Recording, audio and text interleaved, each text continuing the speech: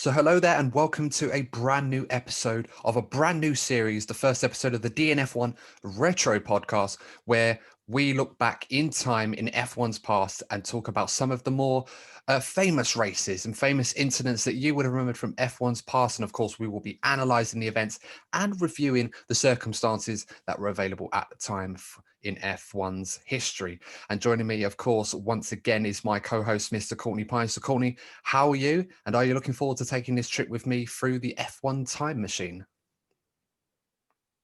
Yep, hello everyone. I'm definitely looking forward to going back to 2008, a time where everyone seemed to own a BlackBerry, a time where, let's not forget, Gianfranco Zola was West Ham manager, really relevant, I know.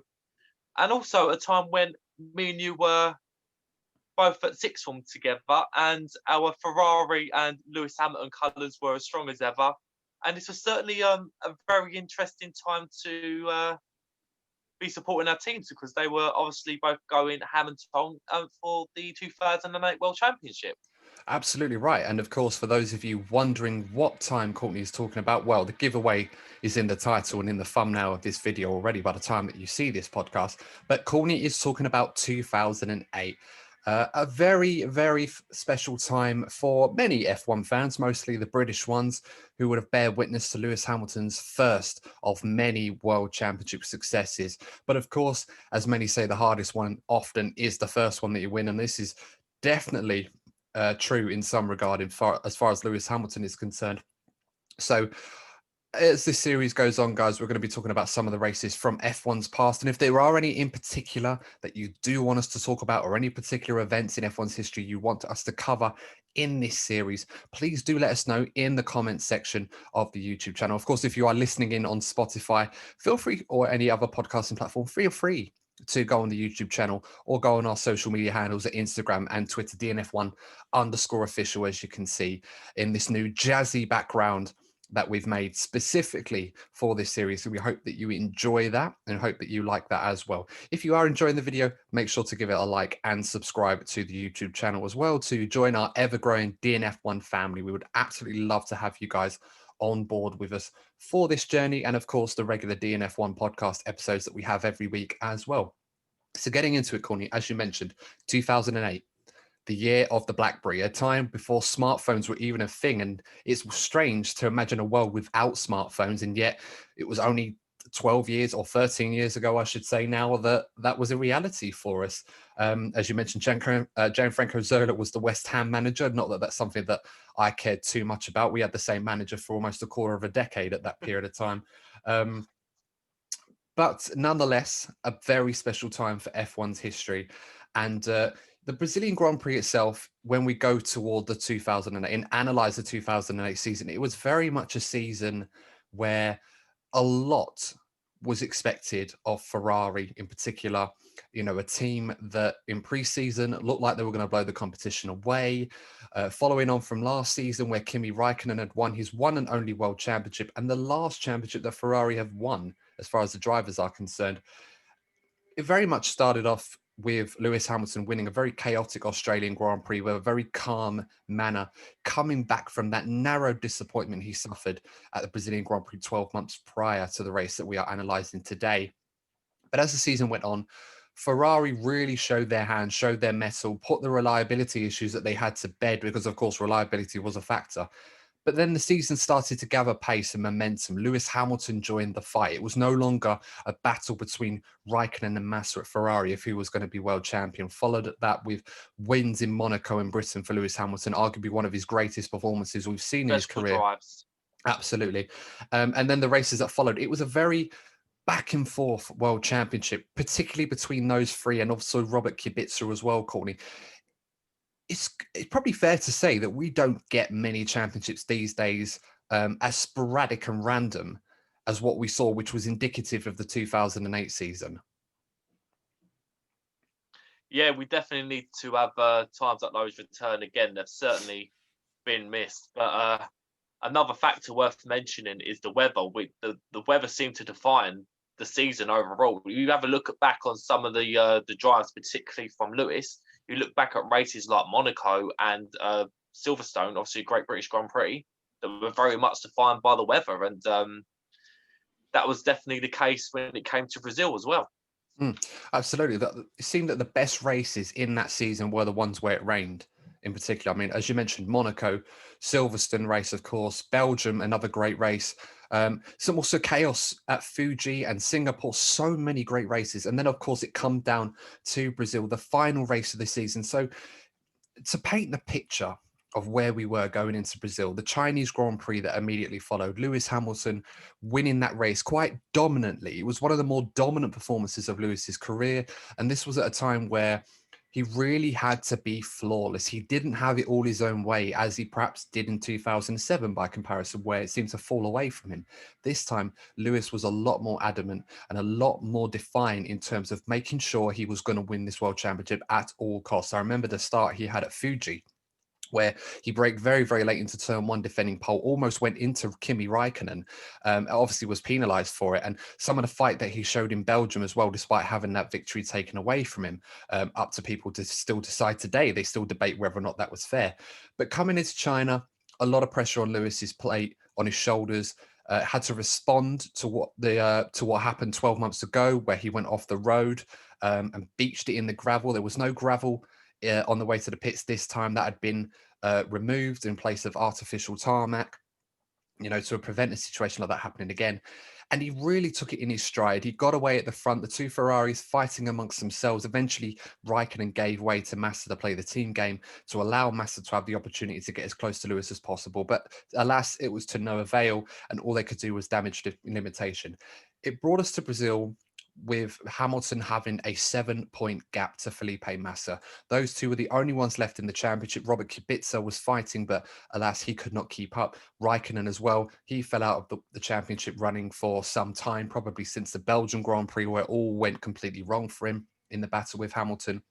So it was mano a mano, Hamilton versus Massa. And despite everything that Lewis had been through, despite being the overwhelming favourite, the one true factor, the equalizer, if you like, in this situation, not necessarily Ferrari having the better car than the McLaren, but the home support that Felipe Massa had, the Brazilian fans. I mean, Courtney, hard for us to understand as non-sporting athletes of any kind, let alone in Formula One. But could you describe the level of support that Felipe Massa had going into that race in Brazil? It's almost the same levels Ayrton Senna had back in the early 90s when he was going for world championships as well. Yeah, the Brazilian fans are definitely a passionate bunch. They really do get behind their man. If you ever look back at the Senna era, truly special moments, particularly when he won there twice in 91 and 93, if I remember rightly. Very special moments. The kind of moments that sort of send chills down your spine for all the right reasons. And this was certainly the case going into this race. They really were behind Felipe. They'd gone over a decade, almost 2 decades actually, without having a Brazilian world champion. And they thought that this could be the moment they can really crown a new hero. And they were very, very much behind Felipe. And I'm pretty certain that the atmosphere itself, be it pro Felipe Massa and obviously against Lewis, that definitely put extra pressure on Lewis, and the nerves, not entirely, but there was definitely a difference in Lewis's driving. It's probably the first time in a very long time that it seemed that the occasion was starting to get the better of Lewis, particularly on a Saturday. The hunter had very much become the hunted, and in Lewis's case, probably a lot of thoughts coming back to him based on what happened the season before, where he very much was playing the underdog role. He very much felt that even though he had the same advantage, 7 points going into this race, and bear in mind, this was 2008, so the point system was very different to what we're used to now. It was 10 for a win, going all the way down to 8th place. So Lewis only needed to finish in the top 5 to be guaranteed the world championship, regardless of what Felipe Massa did. And It was going into this race where Lewis last season felt that he was the underdog. He could just go at the race at his own pace, didn't have to worry about his result because Alonso and Raikkonen were the ones that had to get the results. And ultimately, Kimi was the one that did with the troubles that Lewis had. This season, a complete contrast. You could tell from Lewis's the aura around him, the partisan crowd on Massa's side, all of that network, the pressure for him, a young man, 23 years of age, bidding to be the youngest world champion at the time, and in only his second year in Formula One, and all of that hope and ambition turned into expectation. And there was absolutely no way that Lewis could avoid showing signs of that level of pressure, especially for a man of his age and youthful exuberance and lack of experience compared to where he is now. I mean, he's a completely different driver these days in terms of handling things from a mental perspective, in terms of pressure. But it was a very, very strange time. And of course, a lot of pressure on him for the British fans. McLaren as well hadn't won a championship since 1999 in Mika Hakkinen. So at the time, 9 years felt like an eternity to McLaren, given the dominance of Ferrari and Michael Schumacher, and obviously what followed in Fernando Alonso and Kimi Raikkonen after that. There was a lot of pressure on Lewis, and a team like McLaren, 9 years without winning a world championship, given the current era that we're in, may not seem like a long time, but it does feel like an eternity back then to a team like McLaren, who were looking to win a world championship.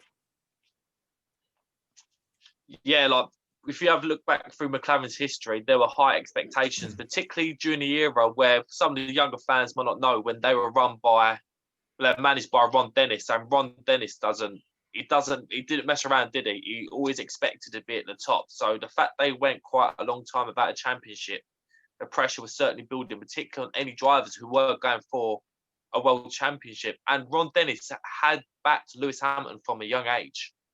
So again, I'm sure there were so many people having high expectations for Lewis. It's people like Ron Dennis, other people at McLaren, the growing fan base in the UK. Lewis had, as you've already stated, Lewis had it pretty good in the first season. He didn't really have high expectations. It was expected to be a number 2 driver, but the pressure was on him this season, and it definitely did. Put all the factors we've mentioned already, putting all of it together, he certainly was nervy in this Grand Prix. There's no doubt about it.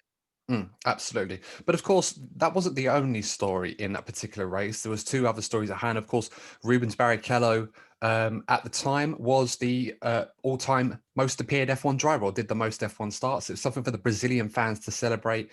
We already mentioned their rich pedigree of former world champions, the likes of Emerson Fittipaldi, Nelson Piquet, Ayrton Senna, of course, the last Brazilian world champion in the early 90s. And Massa needed to try and emulate that and add his name to that list. And he was in supreme confidence. Reliability and consistency were probably key factors in this 2008 season. And at times, you could argue that Ferrari could have won this championship on so many occasions, either one of their 2 drivers. It just got to the point where Felipe Massa had turned the screw and really started to become world championship material. And despite the margin that faced him, it didn't seem unrealistic that he could win this world championship. And, so there was a lot going in his favour in that case. The other driver, of course, that the headlines were focused on was David Coulthard. David Coulthard making his debut in 1994, replacing the late Ayrton Senna at the Spanish Grand Prix, making his final race of his career for Red Bull. And it was a very good career for DC, 247 Grand Prix, 13 wins, 62 podiums, 12 pole positions, racing some of the best teams in Formula One, raced at Williams, of course, when Williams were at the top of their game. Went to McLaren for 9 years, and then, of course, Red Bull. Looking back on DC's career, Courtney, I suppose the biggest question mark would be his move to McLaren, not necessarily, moving to McLaren, because, of course, it proved to be a smart move ultimately, but it was the timing. If I cast your mind back to 1995, when he was mulling over his future at Williams, and instead of staying at Williams for 96 to partner Damon Hill, he decided to go to McLaren in 1996 to join Mika Hakkinen. And it's probably fair to say at the time that it wasn't really a performance-based move. Williams wanted to keep him. It was more about the money. I'm not one to tell DC how to live his life. He knows better than anyone else. But would you say that perhaps if DC, with the benefit of hindsight, decided to chase performance in a car over his next career move rather than move for money, could DC have won a world championship in maybe 1997, perhaps instead of Jacques Villeneuve? Or do you feel that the McLaren move was the best move for him at the time? the moves that David Coulthard made sort of remind me a little bit of Fernando Alonso's career. Now, I know Fernando got the 2 World Championships with Renault, but it just seemed that David Coulthard was quite unfortunate in the timing and moves that he made. So he moved on to McLaren when Williams had another championship or 2 still in their belt, underneath their belt. But then also when he was at McLaren, just as Mika Hakkinen had kind of reached his peak and was sort of contemplating whether to let David Coulthard have a go at the championships, along came the famous Schumacher Ferrari dominance of Formula One. So he missed his chance. It just seemed that the timing of his moves seemed to go against him. And it's just one of those things. Formula One is a lot about big debate at the moment. Is it about the car or the driver? There's no ignoring the fact that a lot of it does come down to the team that you choose to join and the timing of it. And it just seems that he was unlucky given the time that he chose to move from Williams to McLaren, without a doubt. Well, McLaren at the time were looking to try and sign some marquee drivers. And I think obviously their number one target was Michael Schumacher from Benetton into the 1996 car. Of course, we know he went to Ferrari instead. And that was, already done. You see how the domino effect affects the driver market in ways like that. And I remember Ron Dennis famously saying it was very, very much brash about this, and that he kept saying, we wanted Schumacher. Schumacher was interested, but of course he went to Ferrari. But other than Schumacher, we pretty much controlled into the driver market in terms of which drivers went where. And of course, DC was a big catalyst in what followed, because of course in '96 Williams recruited Jacques Villeneuve. It proved to be a smart move in the end, even though it was for a short time. But obviously, some of the driver moves that followed. But with DC, it was a very good career. For him, if you think about it, it was a very good number 2 driver, as you mentioned, to Mika Hakkinen. Had a good opportunity in 2001, perhaps reliability issues for David probably denied him an opportunity of having a fair crack at winning that world title. I mean, it was very difficult to topple Michael Schumacher in that Ferrari dominant era, but he certainly had a good go. But so going to 2008 Brazil, Courtney, let's talk more about that weekend in general. Qualifying, it was very much Massa versus Hamilton for a long part of it. The 2 guys really trading times. It was hard to call who was going to get on pole position. But in Hamilton's case, he only really needed to be in the ballpark. He never necessarily needed to beat Massa on the day. And it's probably fair to say, as the weekend progressed on, perhaps Lewis realized that, and perhaps his game and his level went down a little bit. But it was the hardest part for Lewis was when he started to realize that he couldn't find that level he had before. He just couldn't raise his game. Yeah. But and it's putting everything together. It's difficult to get that balance right. If you're in Lewis's position, it's difficult because we can only imagine, because we're unfortunate we'll never be in Formula One cars. It must be very difficult to get that perfect balance between being reserved enough to not, put your weekend at risk, but at the same time, don't become too relaxed and find yourself halfway down the grid, because it's very easy to do that in Formula One. And it seems that overall, Lewis did still put himself in a comfortable position. So it could have been a lot worse for him. Could have been. Of course, let's not forget, all Lewis had to do was finish at the top 5. And in qualifying, he did what he needed to do. He qualified in the top 4, a little bit disappointing in Q3. He just never really able to find that pace ultimately where everyone else upped their game. And, so you had Massa on pole, Trulli was second. Jarno Trulli, we saw earlier in the year, 2020, earlier last year, I should say, AWS provided a analysis of the greatest qualifiers in F1 history up to a certain point. They had Jarno Trulli as number 2 on the list, incredibly. I think Lewis Hamilton was number 1 possibly, or Ayrton Senna, one of the 2, but Jarno Trulli, number 2 on that list. That was remarkable. I don't know where they got that from. I mean, Trulli was a fantastic qualifier. And I think throughout his career, despite his successes at Renault, partnering Fernando Alonso and getting the odd race win here and there, the one at Monaco, I think in 2005 being the highlight for him in his career, it's probably fair to say that Jarno himself was definitely a better driver on a Saturday than he was on a Sunday. Well, yeah, if you have a look at the races themselves, you had the well-known phrase back then, which was the Trulli train, because he had this knack of being a good defensive driver, probably too much for the guys behind him. And he had this knack of having several cars behind him, and it would define a lot of races actually. So the Trulli train is still very much a big memory of that era of Formula One. definitely. I think the personal highlights for me for Jarno was back in the Jordan days in the early 2000s in Monaco. Jarno would usually qualify very high up the grid, as prone to his ability as a good qualifier. And he would hold up a lot of the field behind him. When this is a one-stop race, you really had to try and make up ground where you could. And if you got stuck in traffic, that was your race earlier. And I remember seeing some of the drivers behind him, and it was almost as if like, well, I hope you like the look of a Jordan gearbox or yellow, because you're going to have to watch that for the next hour and a half, because Trulli is going absolutely nowhere. It would drive people insane. But as I said, great qualifying for him. It was his best qualifying, first front row position since 2005 in the Renault, actually. So it was a nice turn of pace. And it was a real sign of the progress Toyota was making. Toyota all season long were really showing signs of progress, really competing at the front of the field, challenging for podiums himself. Timo Glock, another driver that was doing well at the time. And it kind of coincided with the upturn in form that they had, and also what transpired in 2009. They were one of the few teams that really got the car right in terms of getting the regulations right. You know, the likes of them, Williams, Brawn, of course, and Red Bull, whereas the likes of Ferrari and McLaren had invested so much time and resources into the 2008 cars.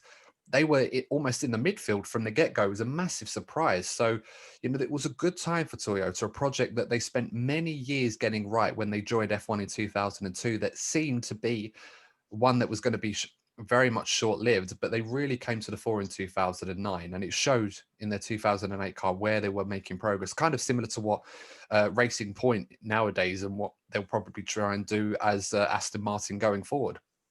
But you know, so that was the top four. Hamilton in fourth place, of course, Kimi Räikkönen third, Heikki Kovalainen in fifth place, Fernando Alonso sixth, Vettel seventh. Sebastian Vettel, very impressive season he had. Started off the season a bit rocky, had a hard time trying to stay out of incidents on lap one, but of course, as the season went on, become more of a prominent factor at the front of the field, which of course we saw in Monza 2008, getting his debut win, which of course led to his opportunity with the Red Bull team, the senior Red Bull team. Yeah, if you particularly look at that performance in Monza, really difficult conditions. Another race in 2008, we had quite wet conditions, and he absolutely blitzed the field. Let's be honest, he absolutely wiped the floor. Similar to how we saw Lewis in Silverstone, absolutely wiped the floor with the opposition. And he was getting a lot of performances from a car that had no right to be towards the front. And, you know, you even look towards like this race itself.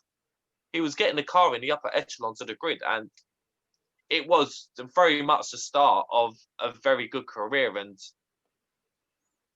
definitely going into Red Bull, there were high hopes for him. And obviously history suggests that was the case. Absolutely.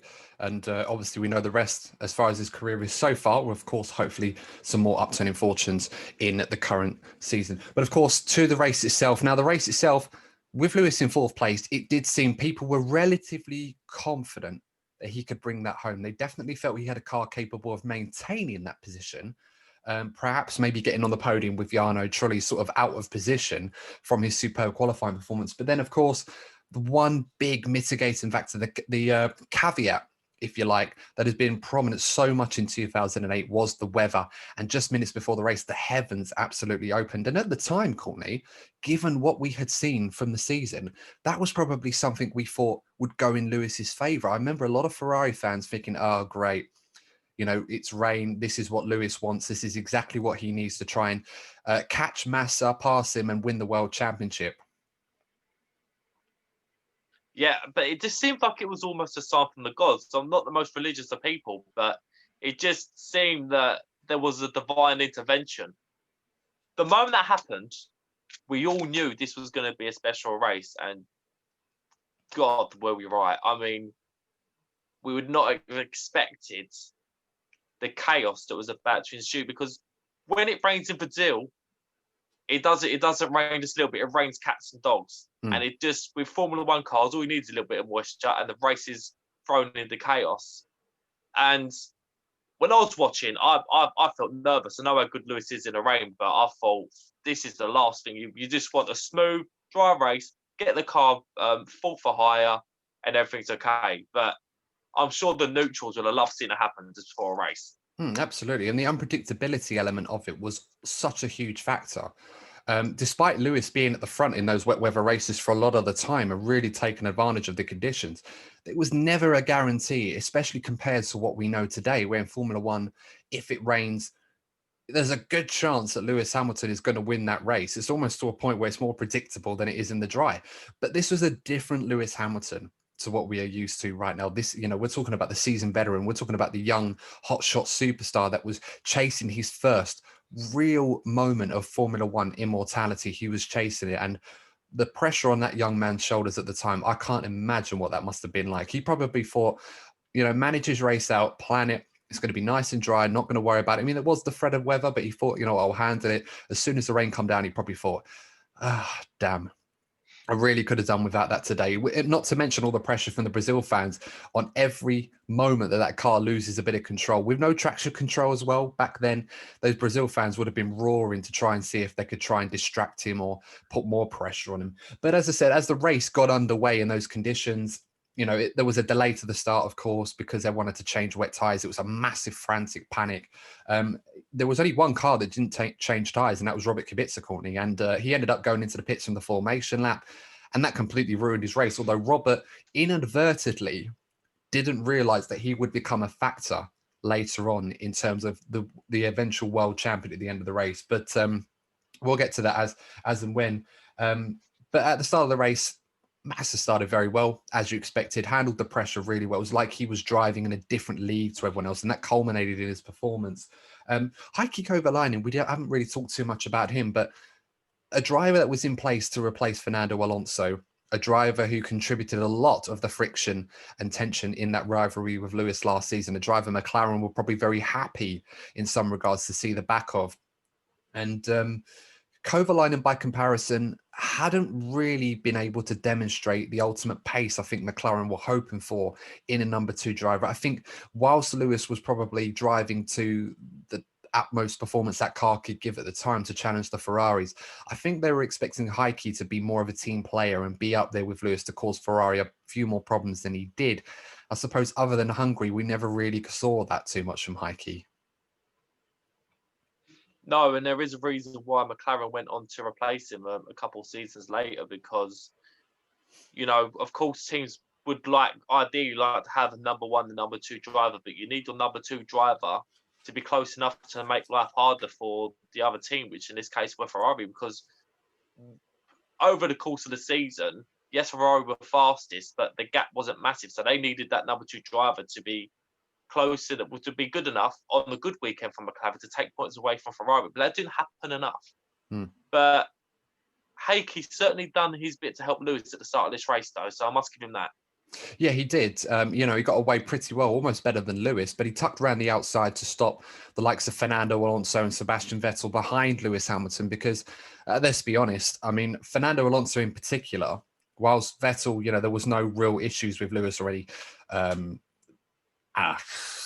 Angst feelings, I suppose, is about a better way of putting it, I should say. Fernando going into this race had made comments after China and saying that he wanted Massa to win the championship or Ferrari to win the championship. And that made big headlines because everyone knew that him and Lewis weren't exactly the best of friends after what happened last season. And as fiery a character as Fernando is, he clarified his comments. He said, well, nothing against Lewis. I'm not pro Massa and anti Lewis. It's more of a reflection of my time at McLaren and how, the time that we had wasn't exactly the most harmonious. So really, I kind of want the Ferraris to win. And in a weird way, this had two meanings, not necessarily anti-McLaren or anti-Lewis, but Fernando, I think in his mind was thinking a few years ahead. At this time, there was a lot of speculation over his future at Renault, especially after Crashgate in Singapore. Ferrari seemed the logical solution, and Ferrari were very much looking at the prospect of bringing in Fernando Alonso. And at the time, to replace Massa, they felt Kimi was going to be leading the team forward. Ultimately, that didn't happen, and it ended up being Kimi that was being replaced a year earlier than he would have liked in 2010. So there was that element in Fernando that we absolutely love about him. Very controversial character, just as controversial as he is quick. But there was the element over he had to be mindful about what he said in favor of Ferrari because he was, at the time, he was probably in the early stages of lining up a move there. Yeah, but it's always been the case with Fernando, though. He's always been very outspoken. Always sort of, particularly at that time, always in the centre of the controversy. And you're right, looking back at the time and looking forward to his time going to Ferrari. You're right. There would have been talks at that point. So when you have a look back now with hindsight, it's quite interesting that he made those remarks.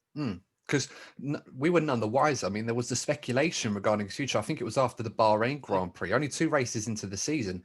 Kimi Raikkonen was asked about his teammate for 2010 or even 2009.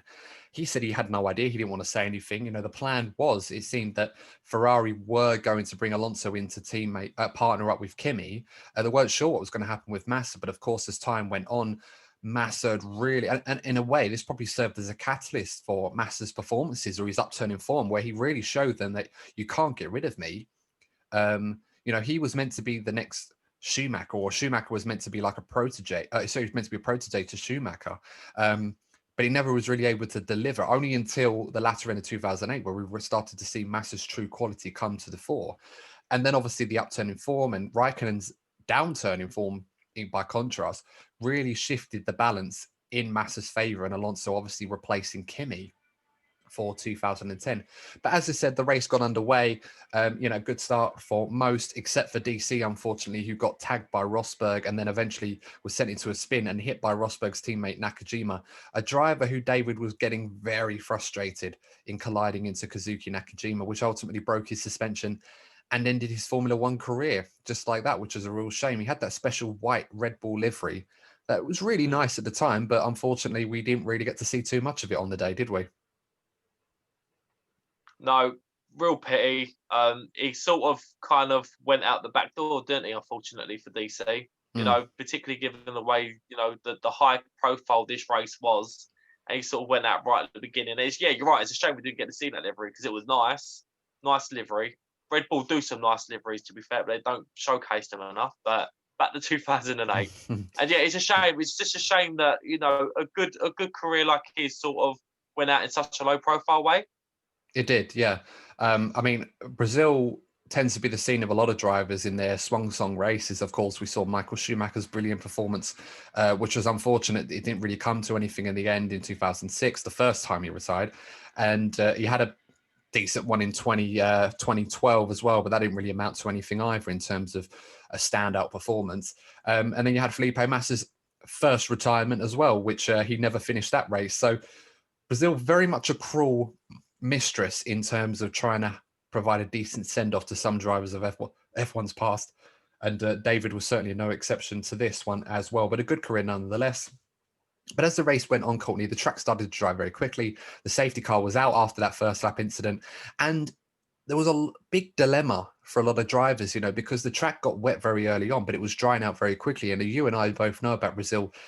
Half the track can be dry as a bone, the other half can be wet. And as soon as you start to see a dry line forming in Brazil, you really have to try and take that gamble as to when it's the right time to put dries on.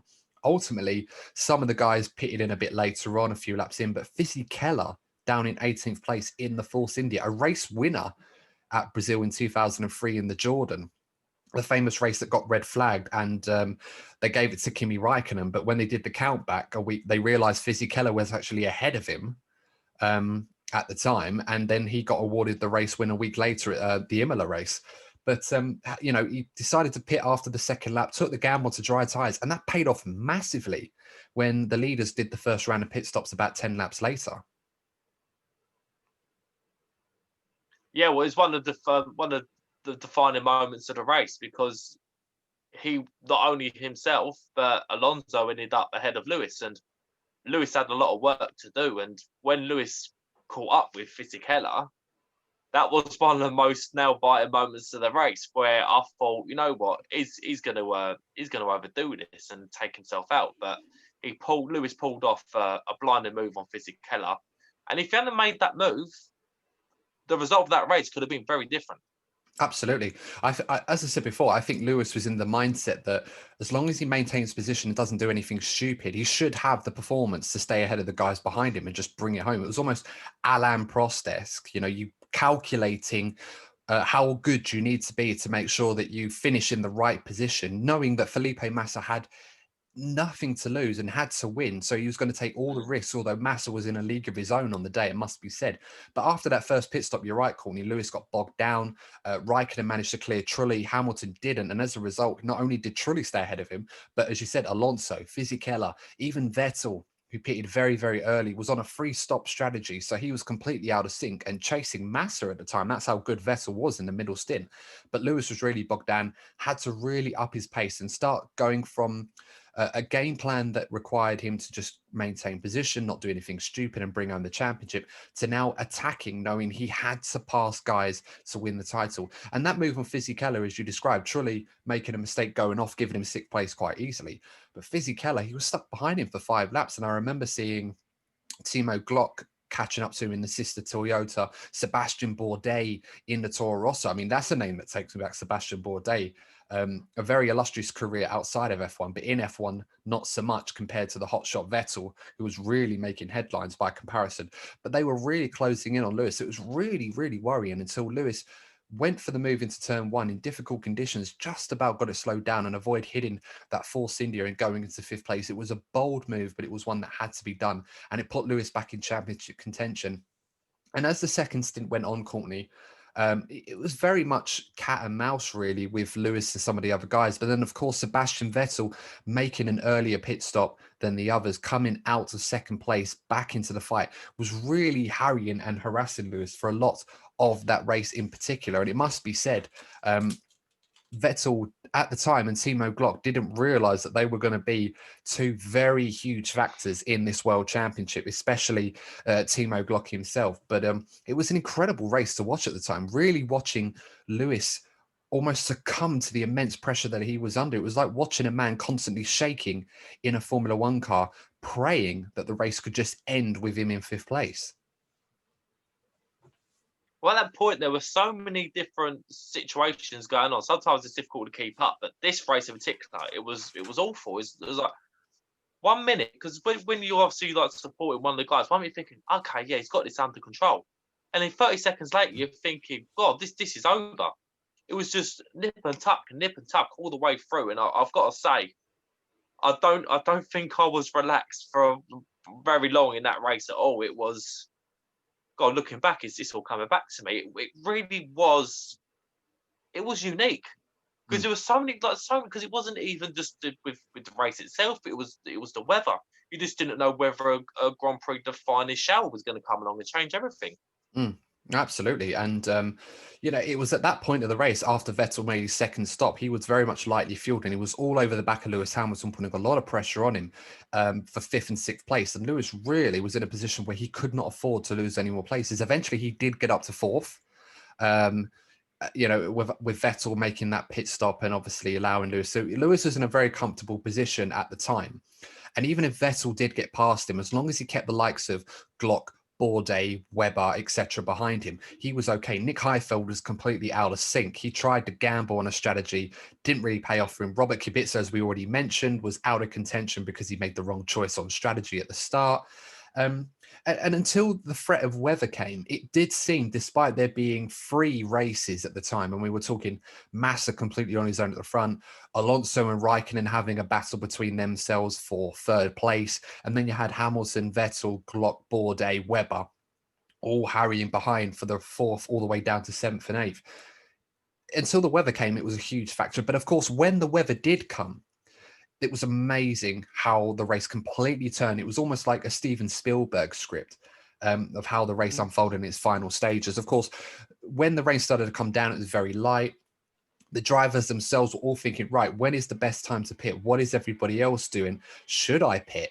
And ultimately what happened, the rain started to get a little bit heavier. The drivers did make a pit. I think Lewis was one of the people that pitted quite early. I think it was like lap 66.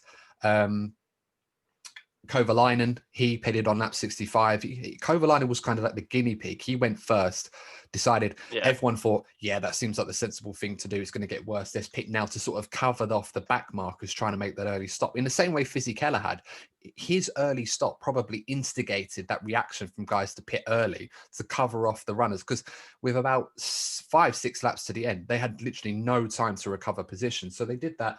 Massa was the last one on 67, but it was Timo Glock, the driver who grabbed the headlines towards the end of the race, decided to take the gamble and stay on the dry tyres. And for the first few laps, he climbed all the way to fourth from seventh. It seemed like a stroke of genius. This guy was passing back markers left, right, and centre, almost as if it was a completely different league to everyone else. And he was going potentially for a podium, chasing Raikkonen and Alonso. He was that quick. And it did seem all the while, Courtney, that was going to pay off for him big time. Well, yeah, because as I stated before, it was the weather conditions are so changeable. But at this point, it wasn't raining heavily enough for the dry tyres to really fall off. So you're right, he was in a position where he could potentially go for a podium. But just like with every other moment in this Grand Prix, everything was on a knife edge, and things were yet to change. Were to change yet again. Absolutely. And, coming to one of the key moments in that race, because I mentioned Robert Kubica earlier, not knowing how big of a factor he was going to play in this race and championship, all the way down, a lap down, mind you, as well from the leaders. He was completely nowhere, considering he was in the championship race up until the Chinese Grand Prix. And then a few laps towards the end on lap 69, the rain started to fall a bit heavier, and Lewis was really struggling. I mean, for those of you that hadn't seen this race or don't remember it too fondly, I recommend watching it back. We were seeing at the time the ultimate collapse of a world championship challenge from a guy for the second year in a row that looked like he had it in the bag, and it looked like history was about to repeat itself for all the wrong reasons in Lewis's case. He was really struggling. The nerves were really setting in. It was almost as if Lewis was not driving that car. Someone else had stolen his crash helmet, locked him away somewhere. Like the funny Will Smith parody video that he, did more recently. It was almost as if Will himself had done that back in 2008 instead of 2019, and decided to drive in Lewis's car instead of him. And what happened was they were trying to get Kubica was trying to unlap himself. Vettel was very smart. He let Kubica go through. He didn't want to let Kubica impact his race. Perhaps sensing an opportunity, Vettel very wily and cunning beyond his years, as we've seen in Formula One years that were followed by afterwards. And then Kubica, going into Juncal corner, caught Hamilton completely by surprise, trying to unlap himself in the way that Ocon did Verstappen as well, and was very, very aggressive in trying to unlap himself. I remember in Monza, there was an incident between the two.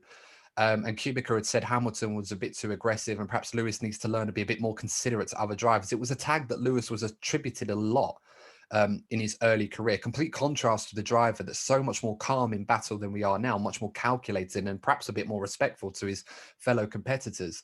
Not that they've shown that same courtesy to him in future years, it must be said. But at the time, Lewis was attached with this stigma, and Robert Kubica, perhaps with that in mind, decided to send one up the inside of Juncal, completely threw Lewis off to force him to go very wide. And Sebastian Vettel took perfect advantage of this, going up the inside and up the hill and overtaking Lewis, putting Lewis in sixth place, meaning that Massa would be world champion at this point in time. And I'm not going to lie, Courtney, I remember that moment so well. Cutting to that, the commentary team were gasping, think, oh no, this is going to happen again. The shock, the horror from a British perspective, the McLaren team head in hands, Lewis's brother Nicholas worrying, thinking surely this isn't going to happen again. And then the garages down the opposite end of the pit garage, because McLaren were the last pit garage there because of disqualification from the constructors in 2007. Ferrari were going crazy. The Brazilian fans were going crazy. The crescendo and explosion of noise from the grandstands. Massa's family going crazy, thinking he's going to do it. We were waiting for the moment that it was all going to come to him, and it just happened so quickly. But, and I say but, like so many great film scripts, as this race proved to be worthy of, there was one more twist in the tale. And I think, Courtney, probably best for you to describe this as you remember this oh so vividly well. Timo Glock's final lap of the race. The rain started to fall massively, and that dry strategy that he gambled on that seemed to pay off so much started to fall apart in the worst way imaginable for him and also for Ferrari. At this point, we all thought it was over. Most of us forgot about Timo Glock. No offense to the guy. Almost everyone forgot about Timo Glock. It was all the question that was on everyone's minds was, will Lewis be able to get past Sebastian Vettel before the end of this race? Particularly at the track where it's actually not easy to overtake. So there was a lot of pessimism at that point. So we're on the final lap. before this is it. This is going to be Lewis's last chance to overtake Sebastian Vettel. Not looking likely. This is over. And all of a sudden, Martin Brundle cuts in with those famous words. Is that Glock? It is. And what a moment it was for McLaren fans, Lewis Hamilton fans, for the Brits that had gone a long time themselves without seeing the world champion. This was a great moment for British sport in general. And I remember to this day, it's probably the most I've cheered watching a Formula One race. I was reacting as if West Ham had just won the FA Cup. I was jumping around the room going, "Go on, my son! Go on, my son!" Because on the last bend straight, shall we say, it's an upward, isn't it? It's an upward trajectory. I just remember just pushing him. You know, you just feel like you're behind him, just pushing him to get over that line on that final. I was jumping around the room. My dog was looking at me as if I'd lost the plot. It was a beautiful moment, and as you can tell, to the day, it still brings back fantastic memories. It truly was one of the most remarkable moments in sport that I have ever seen live on TV. And I remember so vividly. I remember Massa coming through the final corner, you know, the rain really pouring down, but he'd done the job. He was in a league of his own, a world championship worthy performance. It was at this point, none of us had no idea what was going on with Timo Glock. None of the broadcasters had picked up the fact that Glock was losing so much time. We'd forgot that he was still on the dry tires. Everyone thought he was on wets like everyone else. That was how crazy this strategy was from him and how crazy it was. It was completely unexpected. And yet, as soon as Massa crossed the line, you heard that explosion of noise, the eruption of joy from the Brazilian fans. We all thought that Massa had won the world championship. A Ferrari had done it again, and it all fell away from Lewis. It was only until that point the cameras pan. Where is Lewis Hamilton? Is he still in sixth place? The timing screens, the intervals, we didn't have the live timings of everyone. We didn't know how close he was to Glock. We thought he was half a minute behind him, like he was already. But then as the camera panned to Lewis, all of a sudden, Kubica's passed Glock. Vettel's passed Glock. We're seeing a Toyota. We thought it was Trulli being lapped or something crazy like that because his race capitulated, but it wasn't. It was Glock. And as soon as Lewis got past Glock, the whole dynamic, the landscape had changed. The fans had no idea of what was going on. They couldn't see it on the screens. Lewis crossed the line. They were cheering. They thought Massa was world champion. But as soon as they saw the timing screens, reminiscent of what happened in 75 with James Hunt, Lewis, 5th place, enough to win the world championship. And all of a sudden, those screams, those cheers of joy fell silent, almost like that. It was so quick. And it basically was summed up by the Ferrari garage where they were all celebrating Massa's father and his brother going crazy until the mechanic at Ferrari had basically rushed in to tell them he hasn't done it. Lewis got 5th place at the last corner. He passed Glock, and you could see on Massa's dad's face, and I'll never forget this moment, how quickly the joy turned to despair and shock. He couldn't believe the news he'd heard.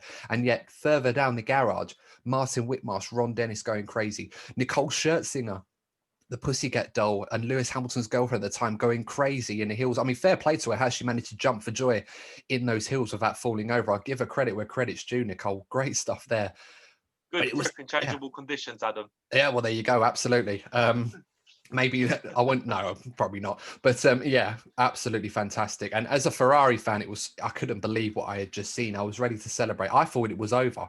It's like you never see that sort of thing happen in Formula One. You see it in other sports, like the last minute winner of stuff. But Formula One, you think, well, surely it's over. And then it cut to that.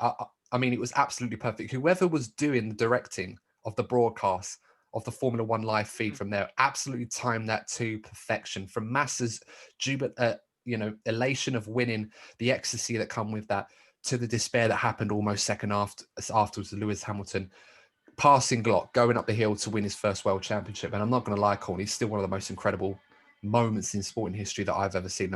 It will take some time before Formula One manages to top something as special as that. But alas, it crowned a new world champion. Yeah, but the moment that stuck with me actually was that scene with Felipe Massa's family. Is at the moment they found out, and then you saw a Ferrari mechanic lose his shit.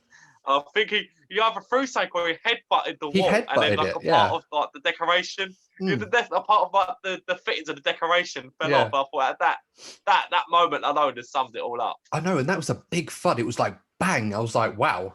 It was like I could tell the passion of these guys. I was like, whoa! Like I wouldn't have wanted to be the person to try and console him or get him to calm down. I'd have just like, nope, leave him to it. Like leave the garage and just like congratulate McLaren and just walk off. I mean, Ferrari had won the constructors' championship as well, so there was reason for them to celebrate. But given the circumstances as they occurred in such dramatic fashion, I could understand why that was the last thing that they wanted to worry themselves about after being seconds away from winning a world championship again, and it was gone in an instant. And there's no other way to feel. Fair play to Felipe Massa for how he celebrated on the podium, being defiant like a warrior, really being passionate to the Brazil fans whilst holding back the choking sensation and the tears that he was really struggling to keep to himself. It was an absolutely incredible finale to an incredible season. And part of me looks at that and thinks, I really wish we got stuff like that again. Of course, we've had dramatic finales in recent years, but nothing quite like that. And that era was certainly summed up with many classical moments, but none more so special than perhaps that one for the significance and also how amazingly sporadic it really was. It was a season where Lewis was not meant to win that championship. Ferrari really should have done it. It was a case of either Massa or Kimi, which one it was going to be. But you know what? The tenacity and the strength and character that Lewis had obviously built up from the disappointment that he had a year ago culminated in basically one afternoon, or if anything, probably for 5 minutes from the moment the championship was gone to the moment he'd won it. I think another point worth making, which is quite relevant today, Lewis Hamilton won that championship in what wasn't the fastest car that season. So maybe that's worth remembering for some of the people that want to say Lewis can only win championships when the car's fastest, eh? Well, let me put it this way. If championships were awarded in the same way that they are now in terms of fastest laps being worth extra points, Lewis would not have won the championship. Massa would have actually pipped him with fastest laps. But alas, obviously it's different there. So it really does sum up this argument, of course, people making with Lewis now over car versus driver, and a lot of people that still think the car is the definitive factor. In some ways, that is a fair statement, but there's, this was evidence that Lewis was capable of winning against the odds when it seemed a year ago, by contrast, that they had the best car and they didn't do it. He was able to turn the tables when Ferrari really should have sealed it, but alas, that's history for you. And it was absolutely incredible. And I definitely recommend anyone who hasn't seen it, or it's been a while since you've seen it, go back and watch it again, because it's real Hollywood-worthy drama of the highest regard in Formula One. And it was an incredible story. And the best part of doing this episode is being able to watch that back and almost relive it, but with a more neutral perspective, because, of course, as a Ferrari fan at the time, I still am, it was very difficult for me to watch those last moments. I was already celebrating and then it was gone. Yeah, and at the same time, Adam, I can't take the smirk off my face remembering it. Yeah, I can certainly imagine. But yeah, what an incredible finale. And of course, my favorite moment, Lewis's dad, Anthony Hamilton, hurrying away and trying to usher himself and Lewis through all of the media buzz and the journalists trying to get a glimpse of the new world champion, the youngest world champion at the time, shouting, get him a drink, get him a drink. And I could totally understand it, but it was absolutely hilarious to watch at the time. Every photo that I saw, literally, you couldn't find a photo of Lewis without his dad in it. But a very proud man, I imagine, on the occasion, and brilliant scenes to see. But of course, we've got to wrap this up anyway. It's been fun going back in time looking at this. I hope you guys enjoyed this as well. And there are other races that we do want to cover, other sequences, other events. Do let us know in the comments what races you would like to cover in this series as well. If you're liking this series and if you want us to do more episodes of it, we certainly will. This is, of course, a trial. If you guys are not enjoying it as much, then we will put a pin in it for a while and maybe come back to it later on. But let us know what you think. Courtney, as always, thank you for joining me on this trip through F1's past, and hopefully many more great episodes like that. But let us know, what do you want us to cover next? We've got some great ideas for some great episodes, but we need you guys to tell us what ones you want us to cover in the future of this series.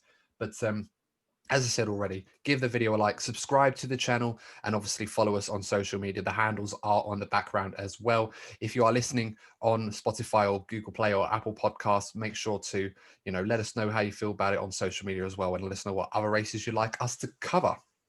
Courtney, before we wrap this up, any final words? Any final words? I wish it was 2008 again. Yeah, probably fair to go with that one. I don't think I would complain too much compared to where we are now. But yeah, I digress nonetheless. But I think that's probably a good way to wrap it up, guys. So thank you very, very much for joining us in this little time warp, if you like, into F1's past. We hope that you can join us for many more episodes in the future. And until then, stay safe. Thanks for tuning in. And we'll see you in the next episode of the DNF1 Retro Podcast. Take care. See you soon.